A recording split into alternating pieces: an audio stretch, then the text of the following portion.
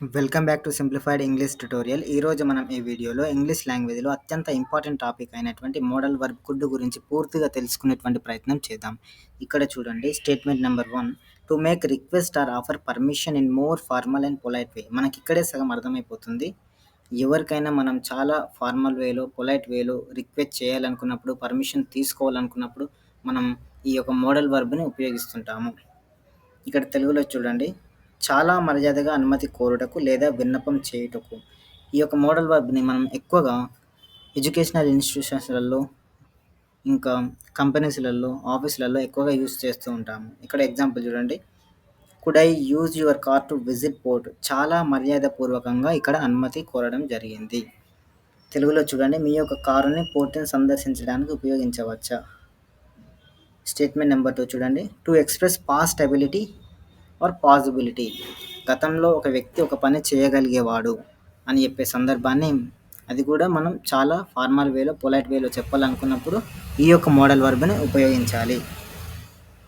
గతంలో ఒక వ్యక్తికి ఉండిన సామర్థ్యం గురించి తెలుపుటకు దీన్ని వాడుతారు.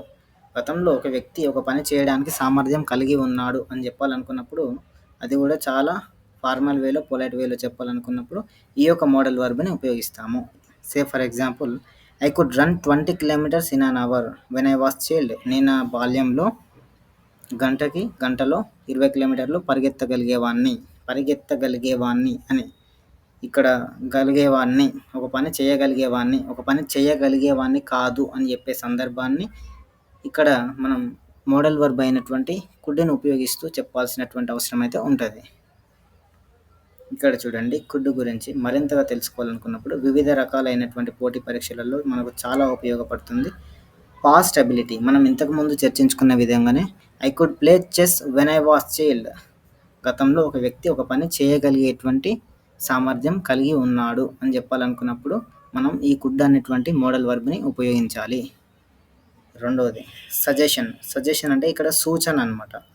చాలా ఫార్మల్ వేలో, పొలైట్ వేలో ఎవరికైనా సూచన చేయాలనుకున్నప్పుడు మనం ఈ కుడ్ అనేటువంటి మోడల్ వర్బ్ని ఉపయోగించాలి. ఇక్కడ ఒక ఎగ్జాంపుల్ చూడండి, I could help you with English. ఈ రకంగా ఇంగ్లీష్ లాంగ్వేజ్లో సెంటెన్సెస్ని ఫ్రేమ్ చేయాలి. రిక్వెస్ట్, విన్నపం చేయుటకు. Could you lend me some money. ఇక్కడ చాలా పొలైట్ వేలో రిక్వెస్ట్ చేయడం జరిగింది. ఈ రకంగా ఇంగ్లీష్ లాంగ్వేజ్లో చాలా మర్యాదపూర్వకంగా సెంటెన్స్ని ఫ్రేమ్ చేయాలనుకున్నప్పుడు మనం కుడ్ అనేటువంటి మోడల్ వర్బ్ని ఉపయోగించాలి. ఇక్కడ ఉన్నటువంటి ఈ పైన ఉన్నటువంటి ఎగ్జాంపుల్స్ ఆధారంగా మరిన్ని ఎగ్జాంపుల్స్ మీరు తయారు చేయండి. 4th వన్, పర్మిషన్, అనుమతి కోరుటకు.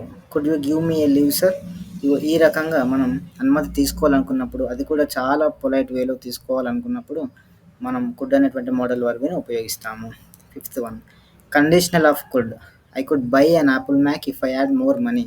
గతంలో ఒక వ్యక్తికి ఒకటి ఉంటే ఒక పని చేయగలిగేవాడు అని చెప్పే సందర్భాన్ని మనం కండిషనల్ ఆఫ్ కుడ్ అనేటువంటి దాంతో ఫ్రేమ్ చేస్తాము.